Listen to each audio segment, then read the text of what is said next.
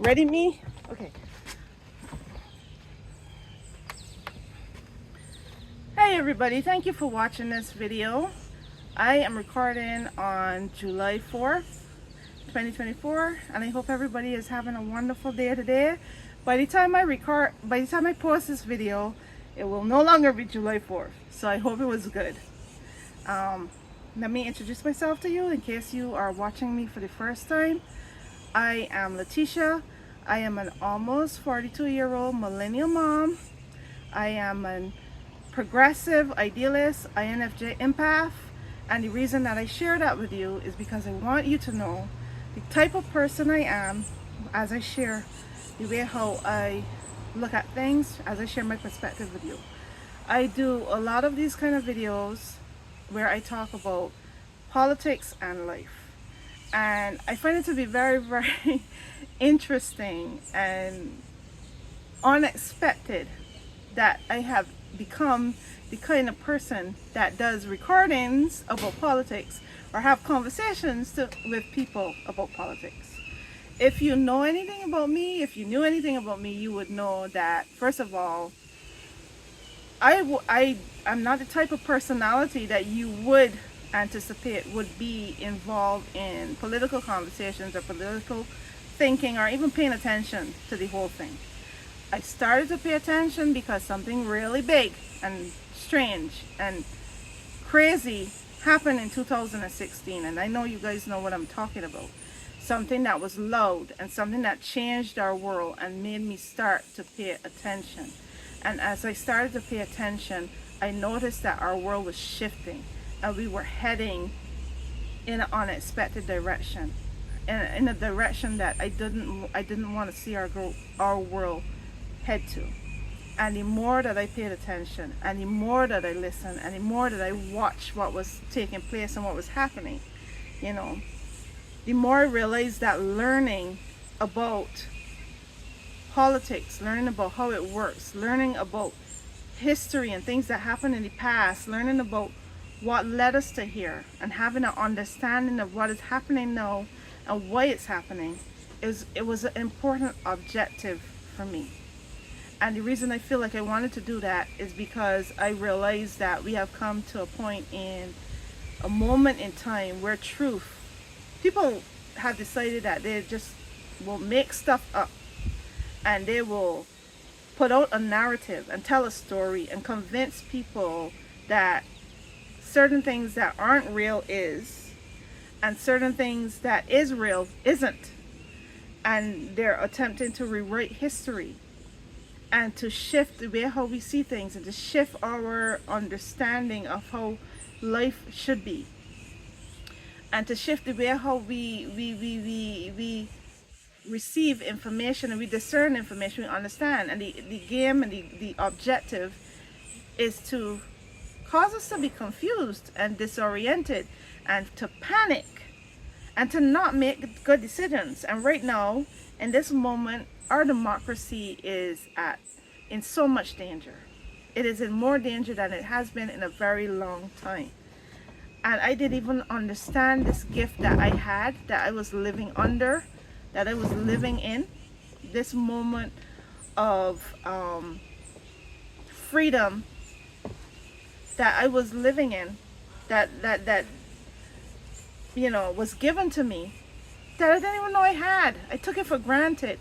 I didn't know that it was something that I could lose or it could be taken away from me, But now I'm perfectly aware of the fact that we're living in a time where our freedoms can be taken from us, our privileges can be taken from us, our rights can be taken from us. And as a woman and an immigrant living in the US, I feel as though I am definitely not on the side of, autocracy that, is for the rich and the privileged and the powerful and the white man. I'm not for that, because that doesn't offer me anything. That is not a gift to me. That is suppression. That is having freedoms taken from me and having rights taken from me. So I wrote something down I wrote down some thoughts today about the fact that today is the 4th of July. And I feel like this is the most special. I don't know if you feeling that too, but this is a very special 4th of July because this is the last 4th of July that we are going to have before for America changes to from how it used to be, before the new America, before the new world. And we have been heading on a path where our world has been shifting. Things have been changing.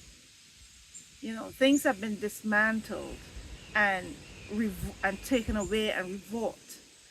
And we have been being set up to either become a dictatorship or to reestablish a new order, a new way, new rules, new legislature, new judges, new everything, to reshape the whole American system. That is where we're at right now. And I don't know how long you guys have been following politics, or how long have you been listening to when people talk about elections, and you've probably heard many times that these are the most important elections of your lifetime. Well, this was that all that time. That wasn't it. This was it. This is actually the most important elections of your lifetime. And there's some things that I want to say to you. There's a message that I want to get out to you. I want you to hold on to your hope, and to realize that hope is more powerful than you think. It is okay to be angry, but be angry and hopeful. Be angry, but still believe in that we will win, because we are on the winning side. We are on the side of love. It is okay. It's okay. It's okay to be discouraged. But at the end of the day, you need to choose joy. And if I had the courage to do a live, I probably would have done this live, because I would have asked people today, on 4th of July, not to see it as my country has turned its back on me and I've lost my rights, and I'm going to be sad and angry and pout and sit in that negative emotion all day long, not feeling the love for your country, and not feeling good about your country today. I would ask you to choose joy. I would ask you to realize that joy is a powerful thing. And that is what they don't want us to have. They don't want us to have joy. They want to take away that joy. They want us to be in a state of fear. They want us to be in a state of panic and worry, and to feel discouraged, and to feel knocked down, and to stay down. You know what I mean? They don't want you to get back up. They want you to surrender and make it easy on them. They want you to surrender up front. And I know that a lot of you might have heard about Project 2025, right?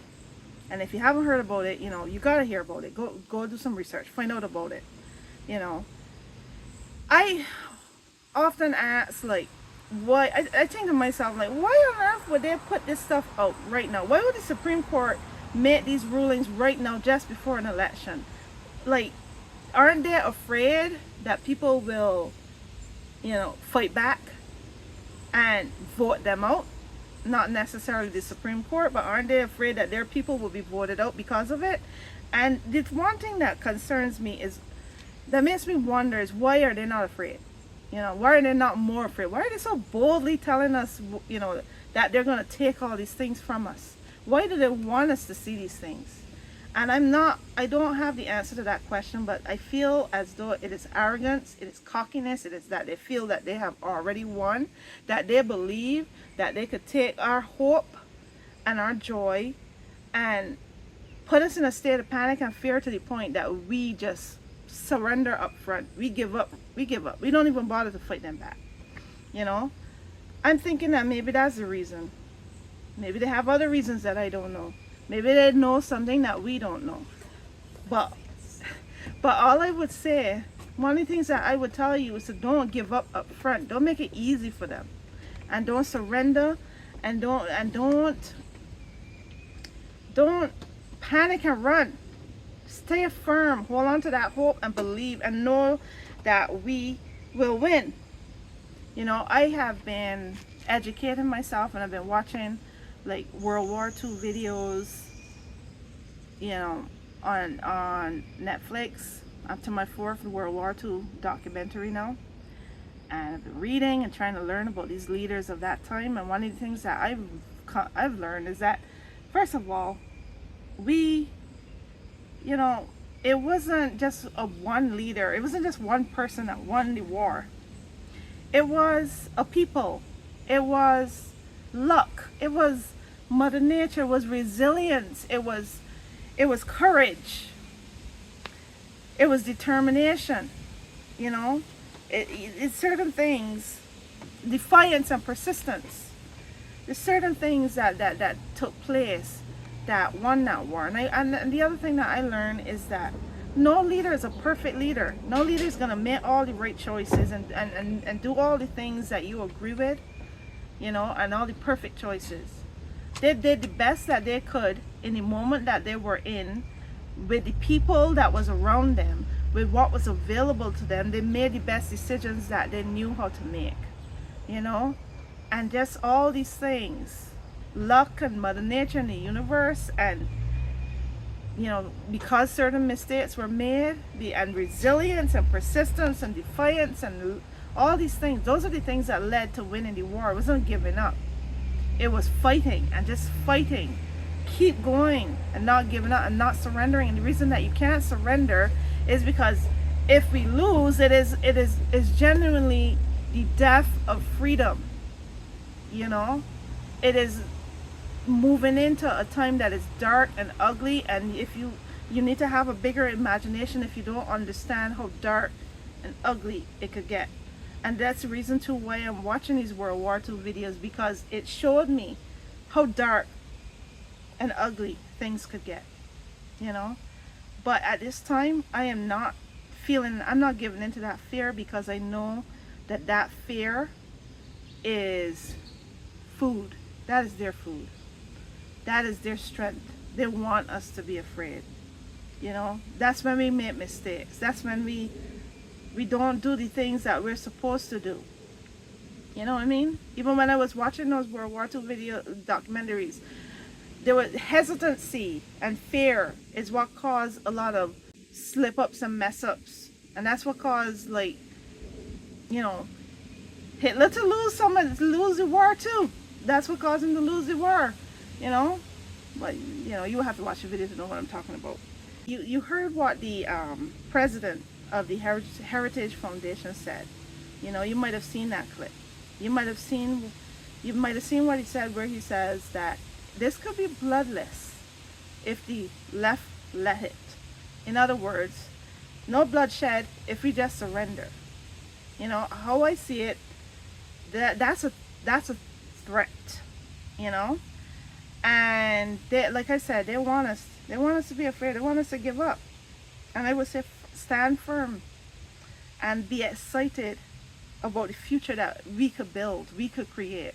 But we have to win these elections, and we have to do everything that we can, everything that is in our power to support the president and the administration on our ticket, you know, the Biden-Harris administration. And I feel like I'm very baffled and confused about the conversations about him quitting. I think that is just a distraction and an unneeded and unnecessary conversation. I am going to spend my summer working on videos where I make a case for Joe Biden and the Harris administration and for democracy. And I ask of you to think about all the things that you could do to help. Think about all the things that you could do to take our world in the right direction, you know, to make the right choice, and to give us a hope and a future, a brighter future. So thank you for watching, and I hope that wasn't too long, but thank you for listening to me. Blessings.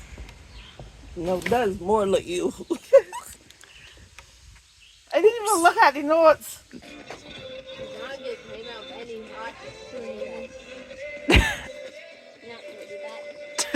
What, I look goofy?